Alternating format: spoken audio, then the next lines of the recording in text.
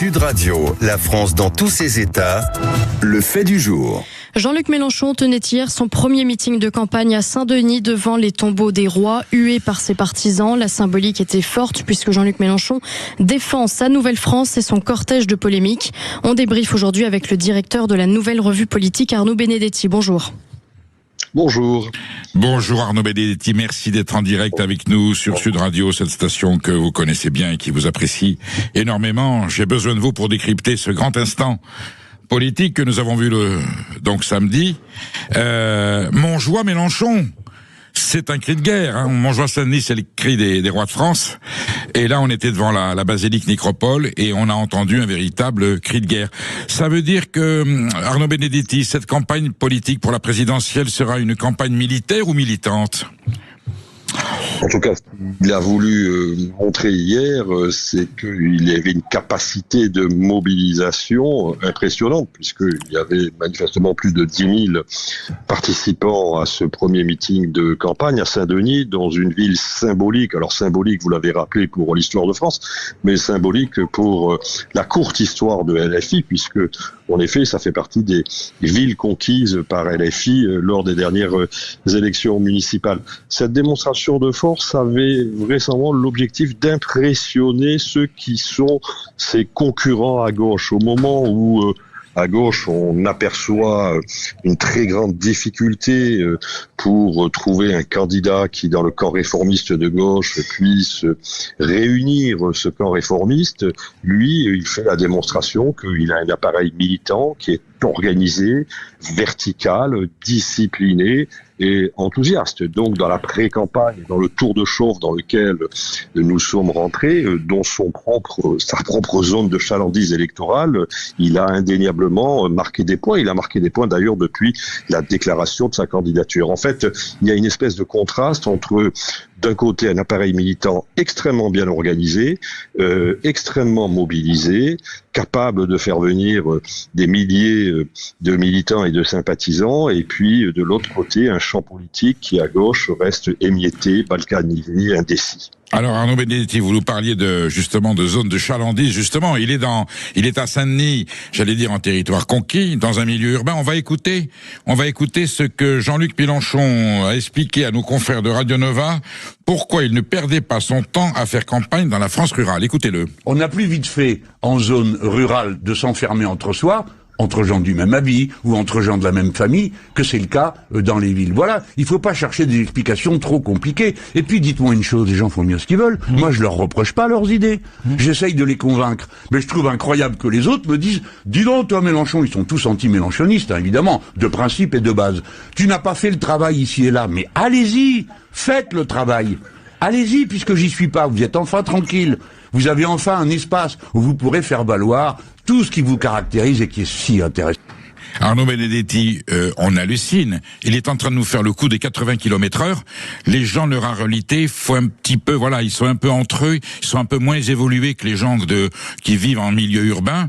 Il faut comprendre pourquoi ils ne votent pas tous pour nous. Est-ce qu'on peut décrypter ça comme ça? C'est merveilleux. Oui, alors, il est clair que, si vous voulez, dans un premier temps, dans la stratégie qui est la sienne, il essaye de rassembler la sociologie qui vote ou qui est potentiellement en mesure de voter pour son étiquette politique, pour sa formation politique, pour son offre politique. Donc, il n'y a rien de surprenant qu'il choisisse une ville qui est une ville, en effet, qui correspond a priori à sa sociologie électorale.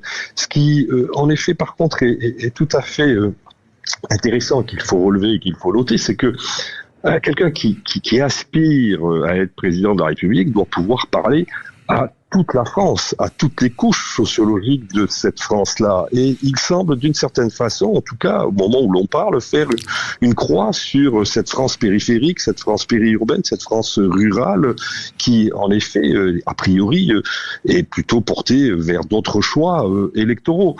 Donc, il va falloir à un moment donné qu'il arrive, s'il veut être le rassembleur qu'il prétend être, à être en mesure de parler à toute la France et à toutes les sociologies françaises, mais pour l'instant, ce n'est pas ce qu'il fait, il reste dans son couloir et il décline dans son couloir. Mais cette stratégie, c'est une stratégie en étapes, parce que on voit bien qu'on est dans une campagne présidentielle qui va être longue, en étant dans une pré-campagne, et que pour l'instant, il adopte, vous savez, la vieille stratégie mitterrandienne, même s'il est très peu mitterrandien dans sa façon de procéder, la stratégie mitterrandienne qui consiste d'abord à rassembler son camp, rassembler son électorat pour être fort dans sa propre zone. Alors justement, Arnaud Benedetti, est-ce qu'il ne prend pas le risque, est-ce que Jean-Luc Mélenchon ne prend pas le risque en partant avec un ton très haut, très fort, dans une manifestation, j'allais dire, extrêmement véhémente? On voit bien qu'il est parmi les siens, avec la disqualification, le dénigrement qui est classique. On est un peu sur un ton des années 30 quelque part, et ça y ressemble. On sent que c'est un homme qui a une culture du passé. Est-ce qu'il prend pas le risque de faire peur à cette immense majorité de l'électorat qui est très douteuse de lui, et se dire, attendez, si ça va être ça pendant 12 mois de campagne, et si une fois arrivé au pouvoir, c'est ça qui va expliquer, est-ce qu'il n'y a pas le risque qu'il fédère les trois droites, le centre, la droite et la droite nationale ou l'extrême droite, de dire au premier tour, non, faut faire barrage à Mélenchon, il est très dangereux. Est-ce qu'il peut y avoir ce risque ? C'est de toute façon le vrai problème auquel il est confronté. Aujourd'hui, toutes les études d'opinion montrent que la formation politique et que le leader politique qui inquiète le plus les Français, c'est Jean-Luc Mélenchon. Il y a une diabolisation qui s'est effectuée autour à la fois de sa personnalité et de son offre politique. Mais le pari qu'il fait, lui, c'est de pouvoir se qualifier au second tour de l'élection présidentielle et de pouvoir ensuite installer un match avec le Rassemblement national, dont il pense vraisemblablement qu'il sera en tout cas son adversaire au second tour de l'élection présidentielle. Et on l'a bien vu hier dans les propos qu'il a tenus sur l'estrade, entouré de la plupart de ses lieutenants. Son adversaire principal, celui qu'il visait principalement, c'était le Rassemblement national, ignorant presque toutes les autres offres politiques, et Dieu sait si elles sont nombreuses, qui sont sur la ligne de départ aujourd'hui en vue de cette élection présidentielle. Est-ce qu'on peut imaginer, Arnaud Benedetti, une stratégie de la France insoumise et de Jean-Luc Mélenchon, aujourd'hui convaincu qu'il ne peut pas gagner au deuxième tour, même s'il peut faire un score correct, là ça reste dans l'expectative, qui aura-t-il en face de lui, Jérôme Bardella ou Marine Le Pen, si c'est quelqu'un du RN qui est au deuxième tour, ce qui lui permettrait, ouvrez les guillemets, au fascisme rampant, de décréter dès le dimanche soir de sa défaite appel à la République, nous sommes, la France est en danger, une forme d'appel à l'insurrection, à la désobéissance, enfin voilà. Est-ce que ça peut être une des stratégies qui est la sienne ? C'est une hypothèse qu'il ne faut pas écarter, d'autant plus qu'on est dans une élection où on ne souligne pas suffisamment que l'élection législative qui suivra, malgré l'élection d'un candidat à la présidence de la République, que cette élection législative sera certainement très incertaine. Et il faudra suivre de près exactement ce qui se passera après le second tour de l'élection présidentielle. C'est une forme d'élection vraiment à 4 tours, cette fois-ci, celle qui s'annonce. Et donc, on peut imaginer en effet que Jean-Luc Mélenchon, qui quelque part connaît sa carte électorale, qui connaît les rapports de force, peut imaginer en effet qu'il lui sera très difficile de conquérir l'Élysée, mais que dans la stratégie qui consiste ensuite en effet à créer toujours plus de tensions dans la société française et dans le champ politique, il y aura d'abord évidemment les élections législatives et une stratégie en effet qui peut s'apparenter à une forme de stratégie insurrectionnelle. Vous, Arnaud Benedetti, vous vous souvenez, en 2022, lorsqu'il avait dit, écoutez, vous avez voté Emmanuel Macron par défaut parce qu'en face, il y avait le Front National, il y avait Marine Le Pen, c'est comme ça qu'il s'exprimait, élisez-moi Premier ministre. Est-ce que, tel que vous venez de l'expliquer, sa stratégie pourrait être de dire, voilà, vous avez voté Bardella, nous allons au chaos, et j'en appelle à tous les Français qui sont contre l'extrême droite de se rassembler autour de moi pour me donner une majorité à l'Assemblée nationale, même relative, qui me permette d'aller à l'hôtel Matignon et de gouverner la France en contre-pouvoir de la présidence de l'ERN. C'est aussi une équation qui peut être la sienne ? Vous savez, c'est une équation, en tout cas, qu'il a tentée en 2022. Il pourrait très bien la retenter en 2027. Mais tout dépend, dans l'hypothèse où il se retrouverait au second tour face au candidat du Rassemblement national, de l'écart qui le séparera de ce candidat du Rassemblement national. Un candidat du Rassemblement national élu à plus de 60%, voire à plus de 65%, qui l'emporterait face à Jean-Luc Mélenchon, ça laisse quand même peu de place pour une dynamique gagnante pour Jean-Luc Mélenchon. non, ça laisse de la place pour d'autres dynamiques électorales, peut-être au sein de la gauche ou au sein du bloc central, voire au sein de la droite républicaine, dans la perspective des élections législatives, mais un écart trop important au second tour serait quand même interprété comme un refus et un rejet de la personnalité de Mélenchon. Les Français n'en ayant pas voulu à la présidence de la République, pourquoi le voudraient-ils à Matignon? Pour autant, quand on décrypte le discours de Jean-Luc Mélenchon, notamment samedi à Saint-Denis, on sent une animosité envers les partis de gauche qu'il disqualifie, qu'il méprise. Mais, et je le vois puisque j'ai rencontré certains des électeurs potentiels de la gauche dite centrale ou modérée, il leur fait peur aussi.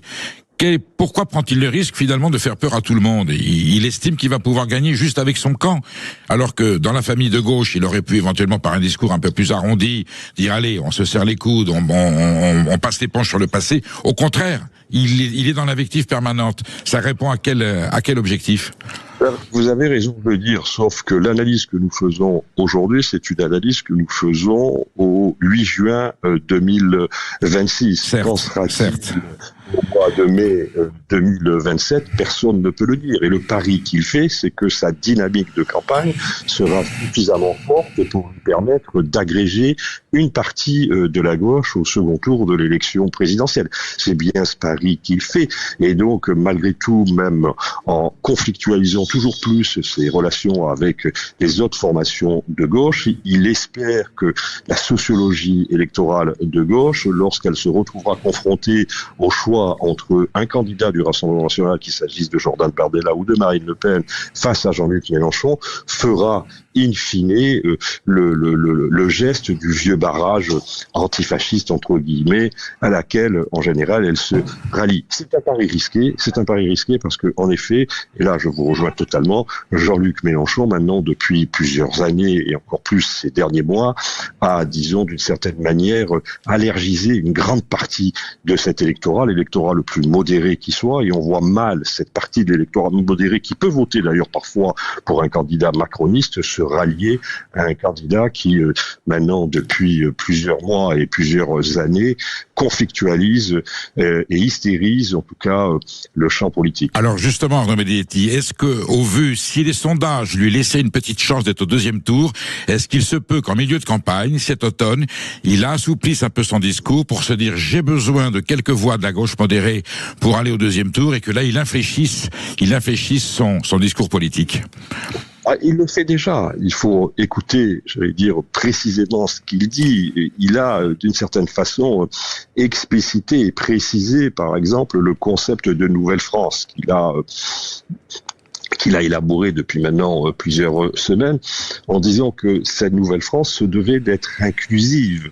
Ce n'est plus du tout, si vous voulez, la Nouvelle-France qu'il présentait au tout début, qui était une Nouvelle-France plutôt frontale, d'une certaine manière, la Nouvelle-France de ce qu'il a appelé, reprenant l'expression de Renaud Camus, le grand remplacement. Oui. Il n'est plus tout à fait dans cette optique. Il ne faut jamais oublier que Jean-Luc Mélenchon est quand même un vieux politicien qui a largement une grande expérience, qui est un ancien sénateur et qui pourra à un moment donné vraisemblablement être tenté par cette stratégie qui est une stratégie qui vise à, disons, modérer ou moduler son discours pour essayer de ramener des segments électoraux qui pour l'instant ont peur de lui. Est-ce que ça sera suffisant ?